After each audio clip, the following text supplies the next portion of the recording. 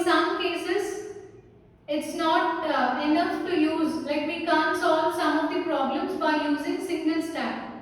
Okay, where we need two stacks for solving such kind of problems. Best example is this one, A power n, B power n, C power n. Because single stack PDA, what it will do, usually PDA will compare two elements. So it will check whether number of A's are equal to number of B's or number of B's equal to number of C's. But it can't compare, so it can't satisfy this condition when we have three set of elements like this. So in order to solve these kind of problems, we need two stack PDA. So let us see how to solve this. First we'll see the logic. So there are two logics for implementing this two stack PDA. Logic 1 is, so take stacks. Let this string be AA, BB, CC. All equal number of A's, B's and C's. So let this be stack 1 and let it be stack 2. Initially it contains Z0. This is Z1. So if input symbol is A, push A onto stack. Push all A's onto stack. Then when input symbol is B, pop this A and push B onto stack 2. Similarly for second input B, pop A, push second B onto stack 2. Now the stack S1 is empty.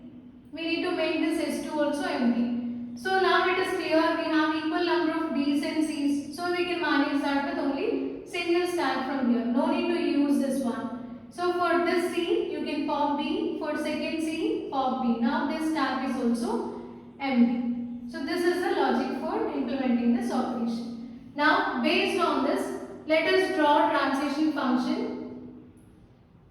So let me take Q0, Q1, Q2. Okay. So first, if input symbol is A and top of the stack is Z0, A, top of the stack is Z0, then perform push operation, right? So push A onto stack 1. Now, at this point of time, we are not performing any operation on S2. So you need to represent operation for S2 also. So if input symbol is A, we are not doing anything on S2. So this S2 contains Z1, that remains Z1 only. So no operation is done. Now if input symbol is A and top of the stack is A, so for this one we already pushed A onto stack using this. Now for second input, again push A onto stack. So now input symbol is A, top of the stack is also A. Then push A onto stack. So push second A onto stack. So we should write condition for second one also, second stack. We are not doing anything again on AA. So write Z1 as it is. So stack initially contains Z1, top of the stack, and it remains as it is. Now change state. As we have new input symbol now. For B, what we are doing?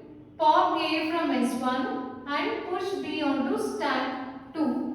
So how to write this? If input symbol is B, pop A from stack 1. So pop operation.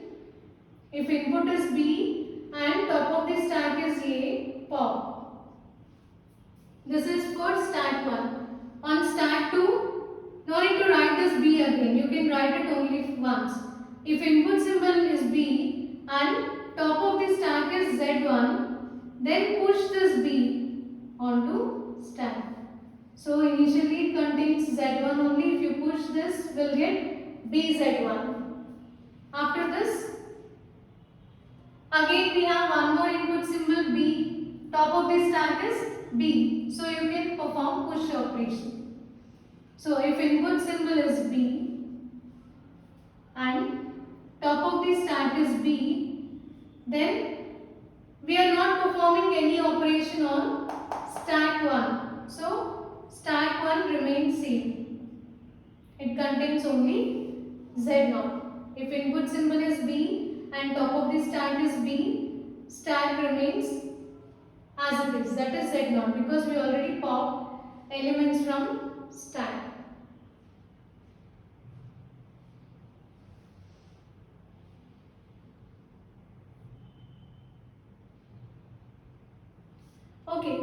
Okay, we need to perform operation also, right? We just popped only one element from stack. If you insert the second B, okay, if for second input B and top of the stack B, then we need to consider that case also. If we have both of them, then you need to pop the second A. So if input symbol is A, B and top of the stack is B, then pop. This is on S1 stack. Now, for the second one, second stack, input symbol is B, top of the stack is B, so that you can push B onto stack 2. So you will get BB. So top of the stack, this is top of stack and this is input element. So you will get BB. After this,